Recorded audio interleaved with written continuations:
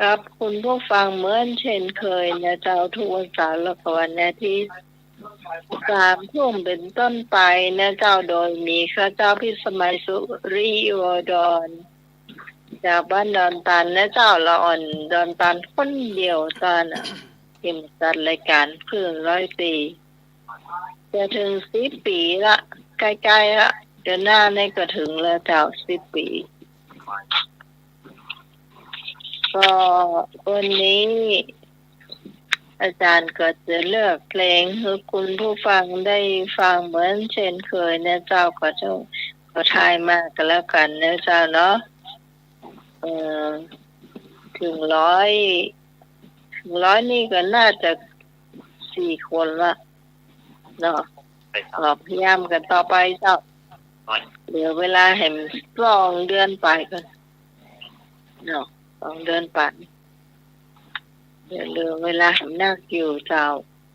ช่วยกันตอบเข้ามานะเจ้าเนาะตอนนี้นิมนต์อาจารย์สมัครเจ้าอัญชลีวันทาอธิวาทขอนอบน้อมก้มกราบแด่องค์สมเด็จพระสัมมาสัมพุทธเจ้าพระพุทธพระธรรมพระสงฆ์แก้วอันประเสริฐสูงสุด10 นิ้วขอกราบถวายความเคารพ พระมหาเถรานุเถระทุตนอันมีหลวงพ่อพระครูสมุวิศวัตรหลวงพ่อเจ้าอาวาสวัดฝ่ายหินหลวงพ่อผู้อำนวยการสถานี FM 104.5 0 เมกะเฮิรตซ์คลื่นเพื่อการศึกษาและวัฒนธรรมตลอดถึงครูบาอาจารย์ทุกตนด้วยความเคารพอย่างสูงยิ่งแล้วก็นมัสการอาจารย์เอาลักษ์ครับผมผมนมัสการครับครับผมเจริญพรโยมพิสมัยหัวหน้าคณะรายการธรรมะคลายเครียดเจ้านมัสการเจ้าเจ้าลุงหนุ่ยตัวนึงครับผมนมัสการครับเจ้าท่านผู้ฟังทางบ้านอยู่ในเมืองก็ดีต่างจังหวัดก็ดีทุกจังหวัดแล้วก็ทั่วประเทศขอเจริญพรขอกราบนอบน้อมยังคุณพระติทไรยรัตนะผ่านแผ่วพระเกี่ยวเจ้าต่างๆประการหมายมีพระพุทธพระธรรมพระสงฆ์อันเป็นสารณะที่เปิ่งของหมู่เฮาต่างหลายขอกราบไหว้สาบุญญาบารมีธรรมท่านอาจารย์ท่านพระครูสมุวิศวรวรกิจโจผู้อำนวยการสถานีวิทยุคลื่นพระพุทธศาสนาการศึกษาและวัฒนธรรม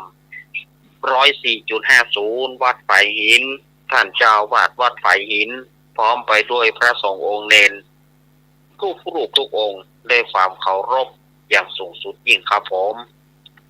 ขอกราบนมัสการท่านอาจารย์ท่านพระครูใบดีกาสมัครยานะศิโลด้วยความเคารพครับผมครับผมสวัสดีโยมพี่พิสมัยผู้ดำเนินรายการ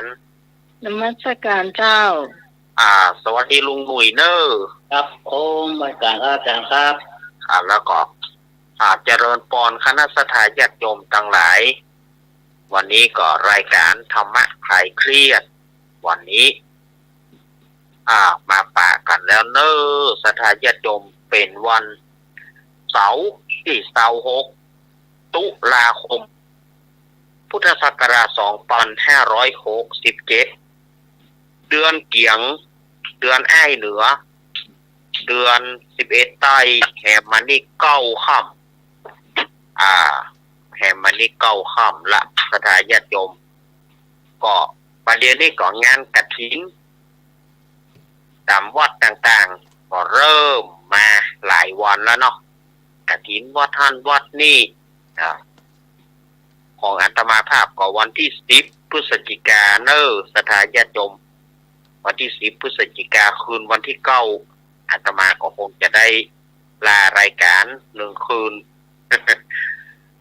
ช่วงนี้ก็เป็นช่วงที่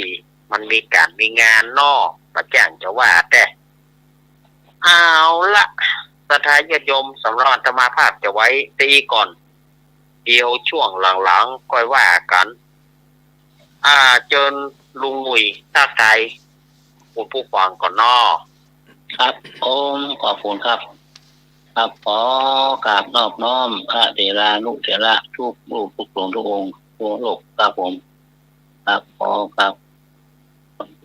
เน้นน้อยลูกหลวงทุกองค์ครับผมครับกราบนมัสการท่านอาจารย์พระครูสมุทรวิศวัตรครับมีเมตตาเวลาธรรมะคลายเครียดครับผม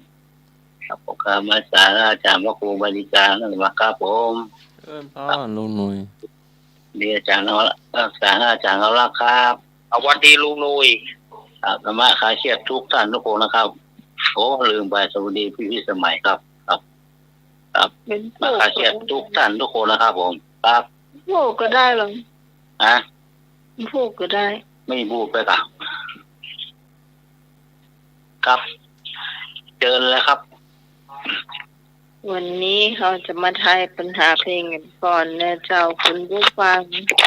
ได้คะแนนต่อใดก็จดไว้ก่อนนะเจ้า 053